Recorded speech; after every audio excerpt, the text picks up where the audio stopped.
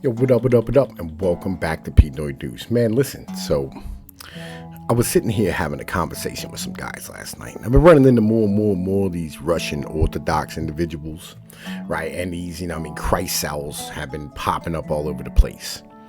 And I'll be honest with you, okay? I'm not a fan, all right? I'm not a fan, right? Like, you people and your nonsense, right, don't understand exactly what this is.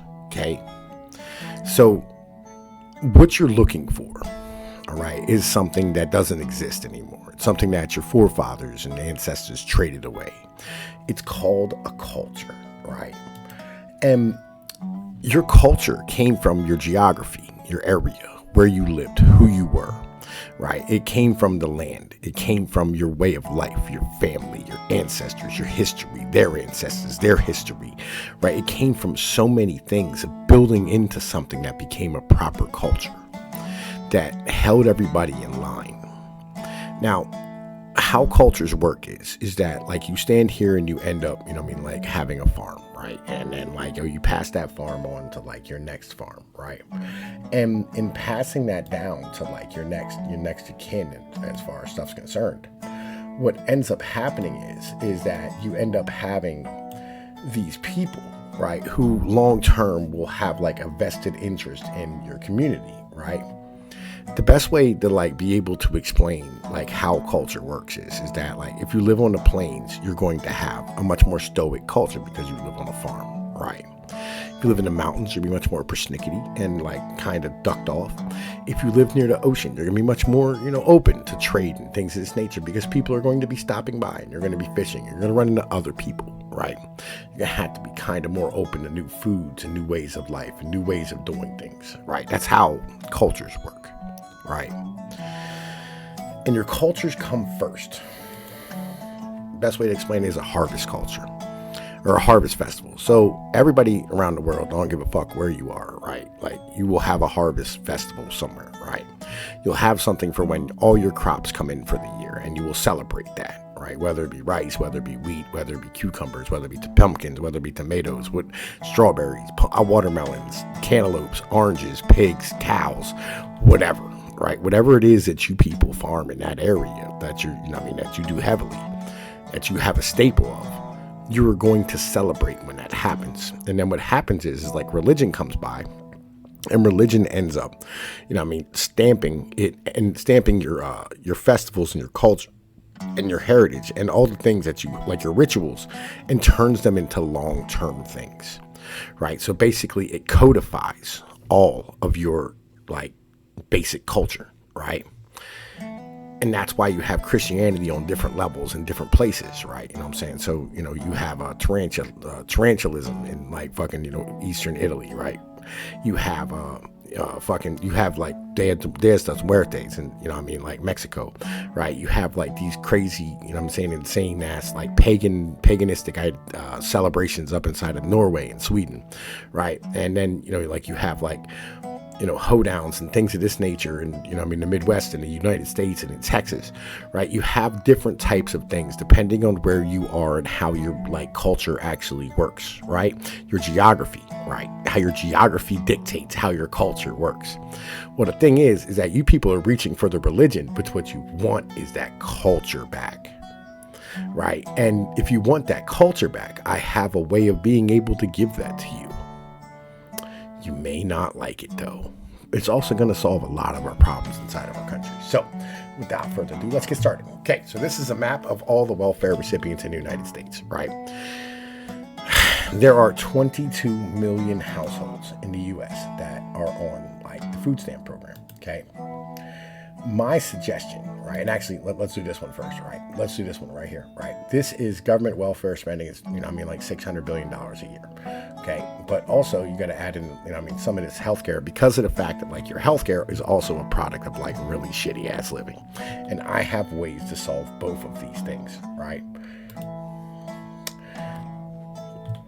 Take all the welfare recipients, give them 2 acres of land, okay? A double-wide mobile home, seeds, tiller, a solar array, a well, and chickens and a pig each, right? And what you do is you tell these single moms, for the most part, is what they're going to be. You tell them you might want to get a man. You're probably going to need the help. You say you're not going to pay any taxes and you cannot sell this.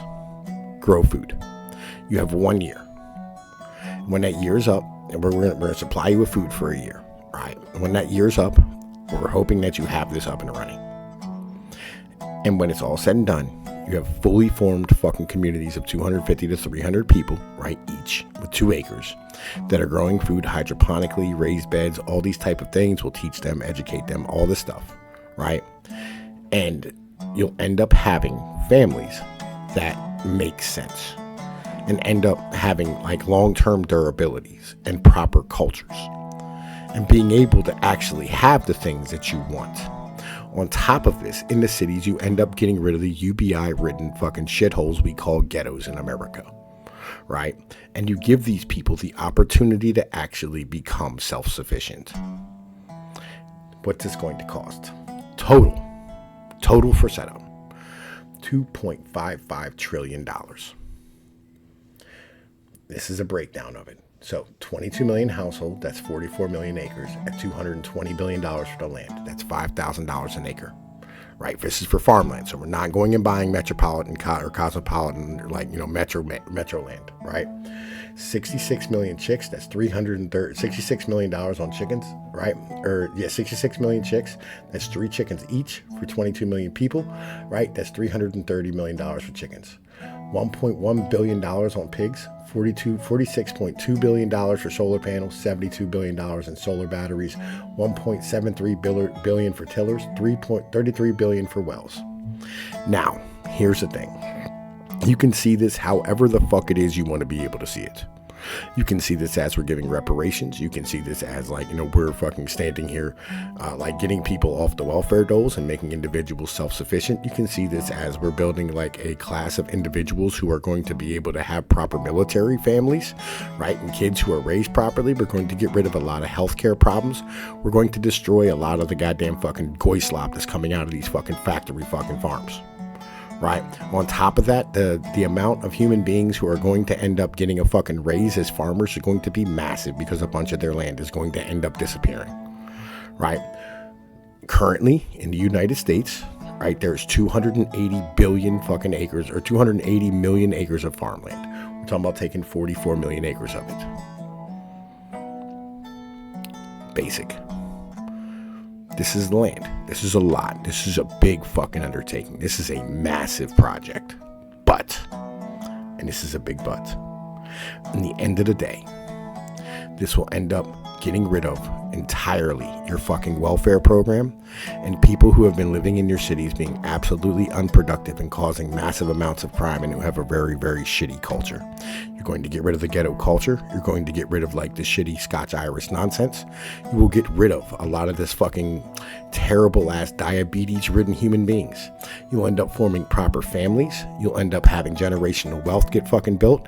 You'll end up having people with a actual background in, really knowing what they're doing.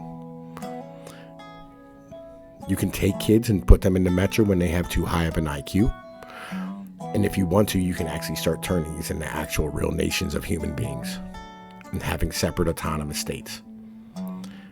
There's a lot of possibilities with this. There's so much stuff. This is not a welfare program. This is a investment in the future of our country. By the way, they'll also create children when we're at a deficit. I think this is kind of brilliant.